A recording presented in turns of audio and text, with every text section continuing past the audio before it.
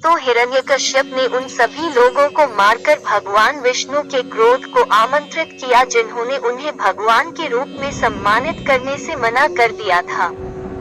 दानव राजा ब्रह्मांड का निर्विवाद भगवान बनना चाहता था और उसने निर्दयता पूर्वक उन लोगों को समाप्त कर दिया जिन्होंने उसकी पूजा करने से इनकार कर दिया था।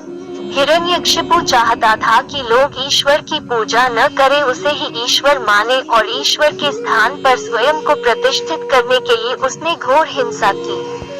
सद्विचारों, सत्यवादी व ईश्वर भक्तों की हत्या उसका प्रमुख कार्य हो गया।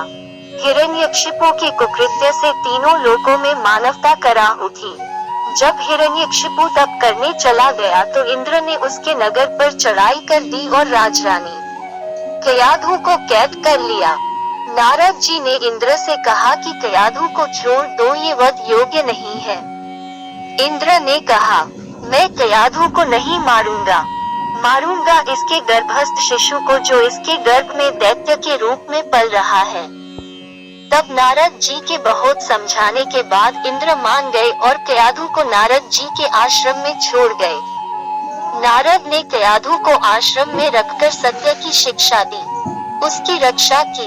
दिलचस्प बात यह है कि प्रहलाद का जन्म देवर्षि नारद मुनि के विनम्र निवास में होना तय था और देवी योगमाया के अलावा किसी ने भी कयाधु को उसके बच्चे को जन्म देने में मदद नहीं की। इसलिए प्रहलाद को अपनी माता के गर्भ में रहते हुए भी भगवान विष्णु और देवताओं का आशीर्वाद प्राप्त था। इसलिए एक असुर का पुत्र होने के बावजूद प्रहलाद ने दिव्य गुणों का प्रदर्शन किया। हिरण्यकश्यप को अपने पुत्र प्रहलाद की विष्णु के प्रति भक्ति के बारे में पता चलने के तुरंत बाद उसने उसे मना करने का प्रयास किया, लेकिन जब वह ऐसा करने में असफल रहा तो इस बात से आहत होकर हिरण्यकश्यप अपने बेटे प्रहलाद को सबक सिखाना चाहते थे।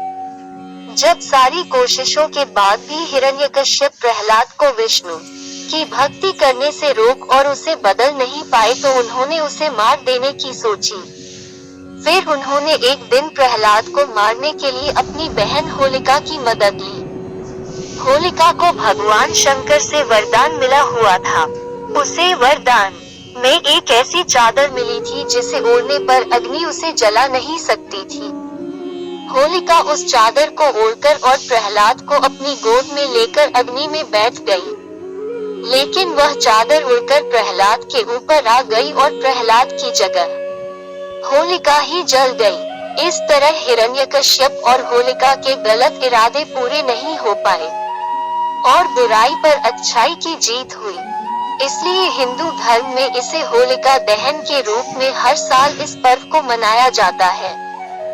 दोस्तों, आपको ये वीडियो कैसी लगी कृपया अपनी राय कमेंट बॉक्स में अवश्य लिखें और इस चैनल को लाइक और सब्सक्राइब अवश्य करें। जय श्री हरि विष्णु।